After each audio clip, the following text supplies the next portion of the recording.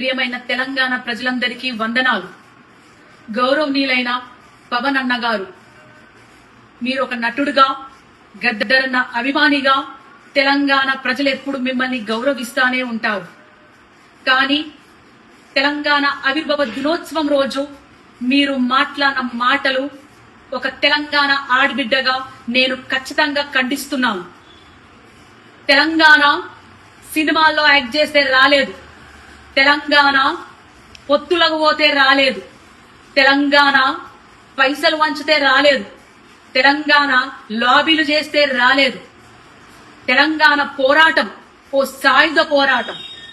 తమ రక్తం చిందించిన గడ్డగా నిలబడ్డ తెలంగాణ బిడ్డల త్యాగాల పోరాటం.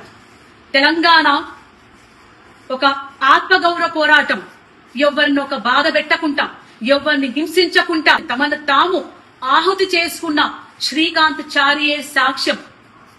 తెలంగాణ పోరాటం ఒక సాంస్కృతిక యుద్ధం. పాటలతోని, మాటలతోని ప్రజల్లోకెళ్లి, గడప గడపకెళ్లి ప్రజల్ని చైతన్యవంతం చేసిన పోరాట గాథలున్న చరిత్ర ఈ తెలంగాణ గడ్డ.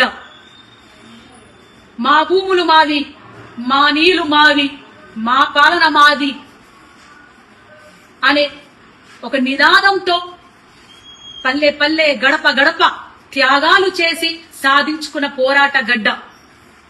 తొలి దశ తెలంగాణ పోరాటంలో 2000 పైన అమరులయ్యారు. అది ఆన్ రికార్డ్. కానీ ఎంతో మంది అడవిలో అన్నలు తెలంగాణ కోసం సపోర్ట్ చేస్తూ వాళ్ళని ఎన్కౌంటర్ చేయించబడ్డారు. అట్లాగే మలిదశ తెలంగాణ ఉద్యమంలో ఎంతో మంది విద్యార్థులు, 1200 మంది విద్యార్థులు అమరులయ్యారు. జేఏసీ ఆధ్వర్యంలో ఎంతో మంది గవర్నమెంట్ ఉద్యోగాలకు తీసేశారు. ఎంతో మంది ఆడబిడ్డలు, తల్లులు తమ కొడుకులని, తమ బిడ్డలని నడవండ్రా బిడ్డ, మన తెలంగాణ మనది, మీరు ముందుకెళ్ళండి, పోరాటంలో భాగం కండి, మేం కుటుంబాలను చూసుకుంటాం అని వీరగాథలు నడిచిన తెలంగాణ మనది. ఎస్, మీరన్నట్టే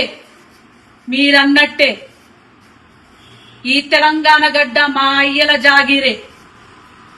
మీరన్నట్టే నిన్న తెలంగాణ గడ్డ మా అయ్యల జాగీరు, ఈ రోజు మా జాగీరు, రేపు మా భావితరాల బిడ్డలు తెలంగాణ వారసులు. ఇది మా గడ్డనే, మా తెలంగాణ గడ్డనే, మా త్యాగాల గడ్డనే అని తెలియజేసుకుంటూ జై తెలంగాణ, జోహర్ తెలంగాణ అమరవీరులకు.